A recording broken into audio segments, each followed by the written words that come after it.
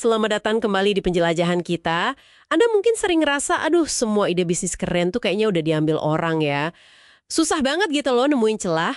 Nah, hari ini kita mau fokus bongkar satu konsep penting nih dari bab 36 buku The Millionaire Fast Lane. Gimana caranya nemuin apa yang penulisnya sebut jalan terbuka Anda. Jadi misi kita hari ini ya, bantu Anda ngelihat peluang di tempat yang mungkin nggak kepikiran sebelumnya. Iya, bener banget. Konsep ini tuh kayak nantang pemikiran umum lah ya, yang bilang kita harus punya ide super revolusioner. Justru sebaliknya, sumber ini dia nekenin banget kalau kunci sukses finansial itu seringnya bukan nunggu ilham gitu aja. Tapi kita justru harus aktif, memburu keluhan sama masalah sehari-hari.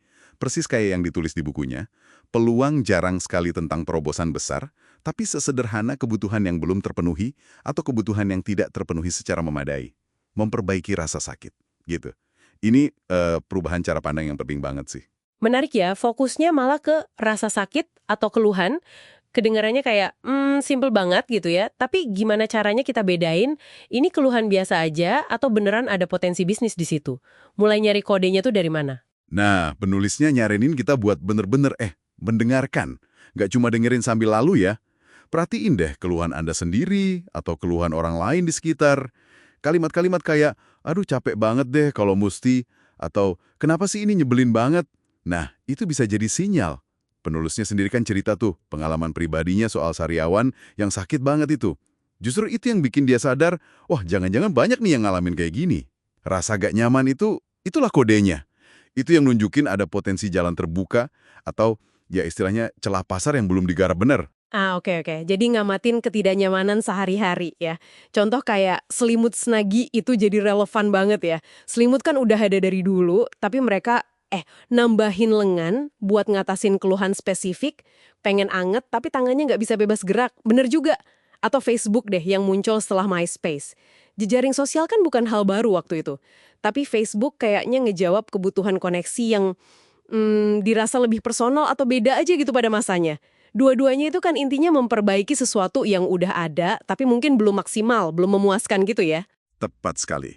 Nah, contoh-contoh tadi itu sebenarnya ngegambarin prinsip yang lebih gede lagi di buku ini. Kenapa sih fokus nyelesain masalah ini penting banget buat sukses finansial skala besar? Karena ini nyambung langsung ke inti cara kerja penciptaan kekayaan menurut penulisnya, yang dia sebut hukum affection.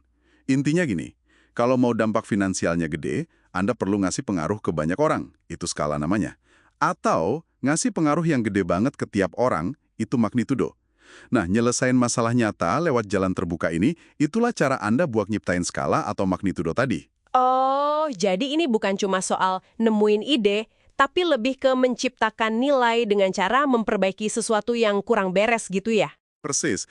Dan ini juga nuntut kita buat geser cara pandang. Dari yang tadinya cuma jadi konsumen, sekarang jadi produsen. Mulai ngeliat dunia sekitar terus nanya, ini apa ya yang bisa dibenerin? Apa sih yang bikin orang kesel atau frustrasi di sini? Ini beda banget sama kalau kita mulai bisnis cuma karena kita suka sama bidang itu. Ingat gak contoh studio bela diri si Joe di buku itu? Gagal kan dia? Kenapa? Ya karena dibangun cuma atas dasar kesukaan pribadi dia aja. Bukan karena ada kebutuhan pasar yang jelas atau masalah yang pengen dia selesaikan. Fokusnya itu harus kebutuhan orang lain, bukan hobi kita doang. Oke, paham. Jadi kalau disimpulin nih ya, jalan terbuka atau celah peluang itu sebenarnya ya ada di mana-mana. Seringnya malah kesembunyi di balik keluhan, inefisiensi, atau ya masalah yang kita hadapi atau kita lihat sehari-hari. Nggak perlu nunggu ide brilian yang benar-benar baru dan original banget gitu ya. Mengutip lagi dari bukunya, kebutuhan yang tidak dipenuhi dengan baik adalah jalan terbuka ketika seringkali tampak tertutup. Keren juga ya? Betul. Dan ini nih, ngebawa kita ke satu pemikiran terakhir buat Anda renungkan di rumah. Penulisnya bilang gini, kalau Anda benar-benar fokus sama kebutuhan, masalah, sama titik sakit orang lain, dan diri sendiri juga, maka jalan itu akan memilih Anda. Nah, pertanyaannya sekarang buat Anda.